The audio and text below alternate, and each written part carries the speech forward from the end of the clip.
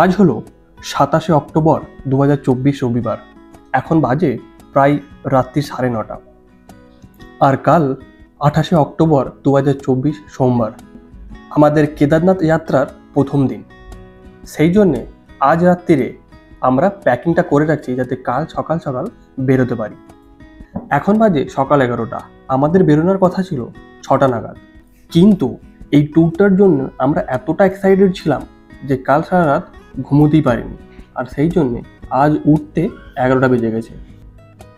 Packing সেরে ঠাকুরকে প্রণাম জানিয়ে আমরা বেরিয়ে পড়লাম কেদারনাথের উদ্দেশ্যে।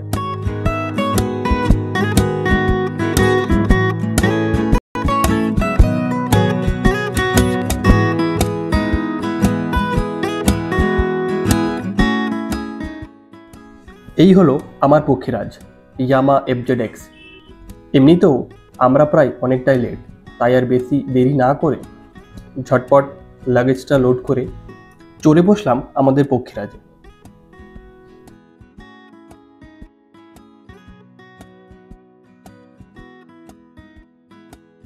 বাড়ি থেকে বেরোতে বেরোতেই বেজে গেল 12টা।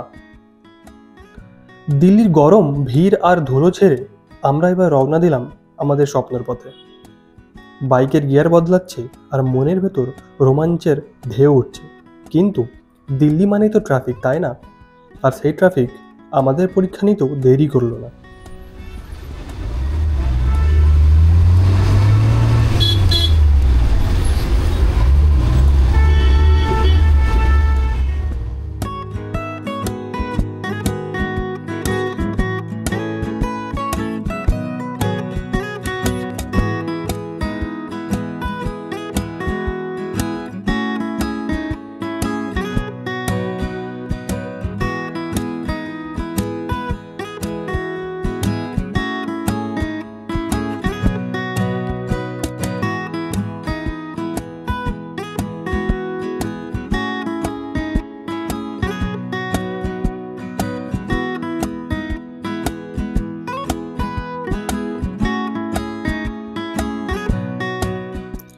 দিল্লির ভয়ঙ্কর ট্রাফিক ভেদ করে একটু এগিয়ে এসেই হঠাৎ করে মনে পড়ল বাইকে পেট্রোল কম আছে।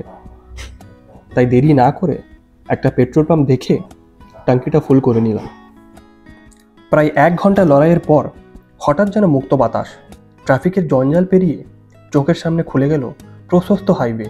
মনে হচ্ছিল যেন জেলখানা থেকে মুক্তি পেয়েছি। আমরা এগিয়ে চলেছি আর রাস্তার প্রতিটি বাঁক যেন আমাদের কাছে নতুন গল্প নিয়ে আসছে। গাজিয়াবাদ পেরিয়ে চারপাশ আরও শান্ত, শহরের কোলাহল এখন আরও পেছনে পড়ে আছে। প্রায় 2 ঘন্টা পরে আমরা এখন মিরাট পৌঁছে গেছি। গুগল ম্যাপে চেক করে দেখলাম বাঁদিক থেকে একটু এগিয়ে গেলেই সামনে আছে আপার গঙ্গা ক্যানেল রোড।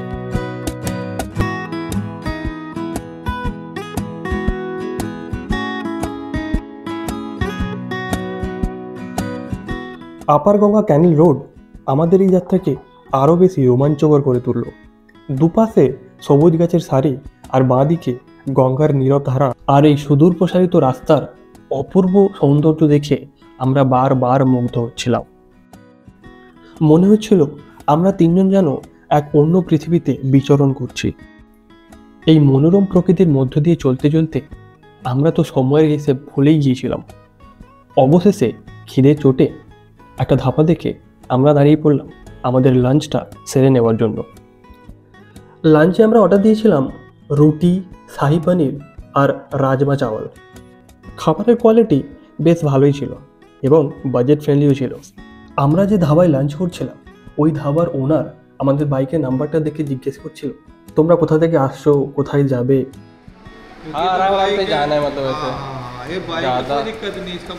আর শেষে উনি এটাই বললো যে সাবধানে যাও।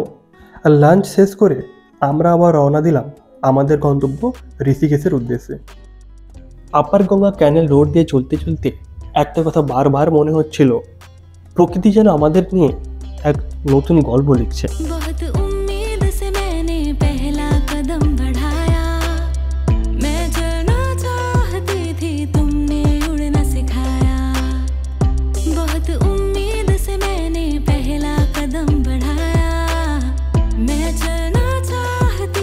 तुम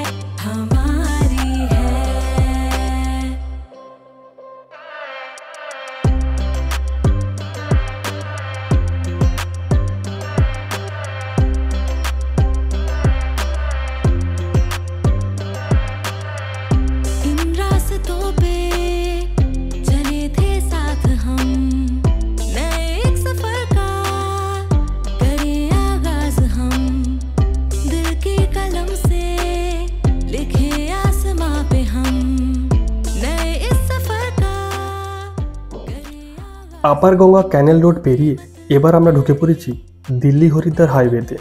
ঘন্টার পর ঘন্টা বাইক চালিয়ে শরীর ক্লান্ত হলেও মন কিন্তু এখনও উত্তেজনায় ভরা, কারণ সামনে অপেক্ষা করছে হিমালয়ের কোলে নতুন অভিজ্ঞতা।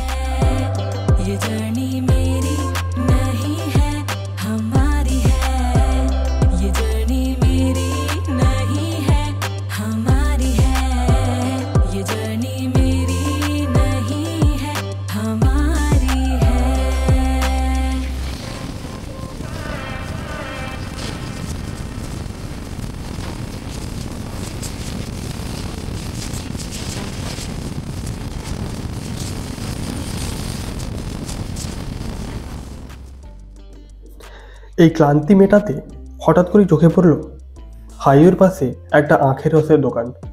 বাইক থামিয়ে আমরা সেই ঠান্ডা মিষ্টি আখের রস পান করলাম।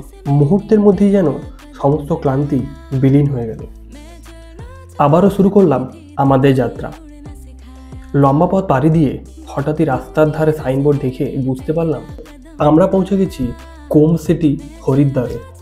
মন যেন আরও বেশি উত্তেজিত হয়ে উঠল, কারণ আমাদের গন্তব্য আর বেশি দূরে নয়।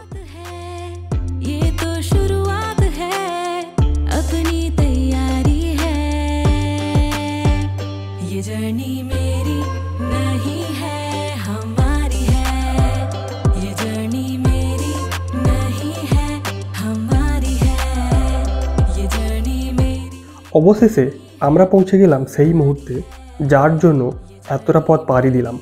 প্রথমবার বাইকের চাকা যখন পাহাড়ি রাস্তায় পড়ল, তখন যেন মনে হলো আমরা প্রকৃতির সঙ্গে একাত্ম হয়ে গেছি।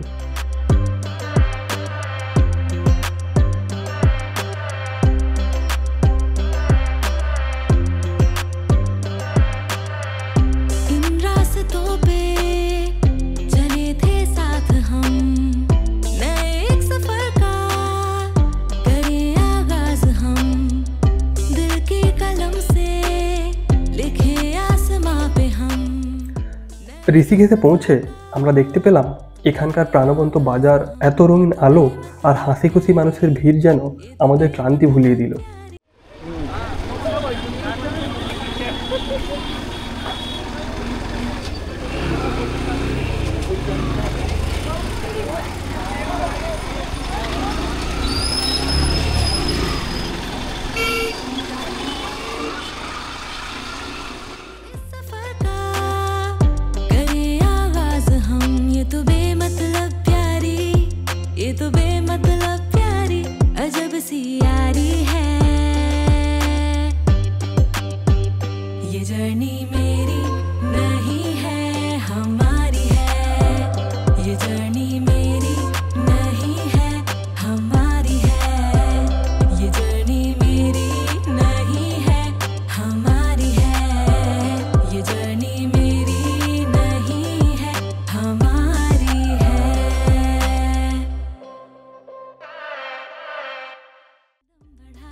অবশেষে জানকীঝুলা হয়ে আমরা চলে এলাম আমাদের হোটেলে।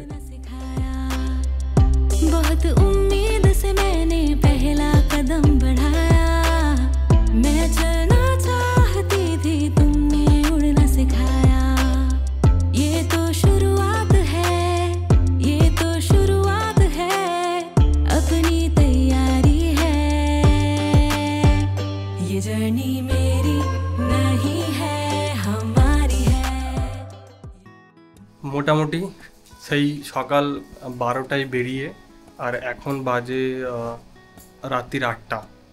এখন আমরা ঋষিকেশে এসে পৌঁছেছি। হচ্ছে আমাদের রুমটা মোটামুটি বেশ সুন্দরই লেগেছিল। আর এইটা হচ্ছে বাথরুম।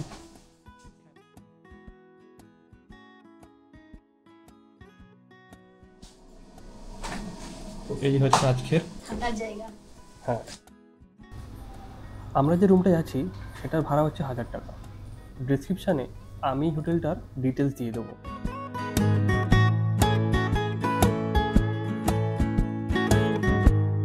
দেখো আমরা যে হোটেলটাতে আছি এখন, তার কমন রুমটা কত সুন্দর সেটা দেখো।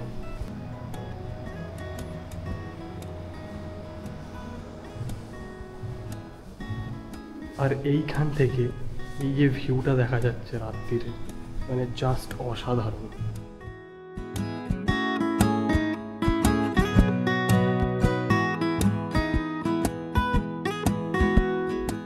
তো হোটেলে পৌঁছে ফ্রেশ হয়ে আমরা এখন ডিনার করতে বেরিয়েছি।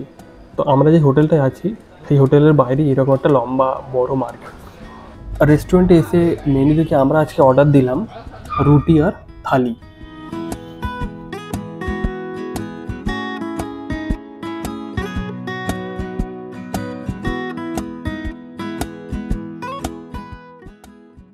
ডিনারটা বেশ ভালোই ছিল। তো ডিনার সেরে আমরা আবার হোটেলে ফিরে যাচ্ছি। তাহলে আজকের ভিডিওটা এখানেই শেষ করছি। দেখা হবে পরের ভিডিওতে।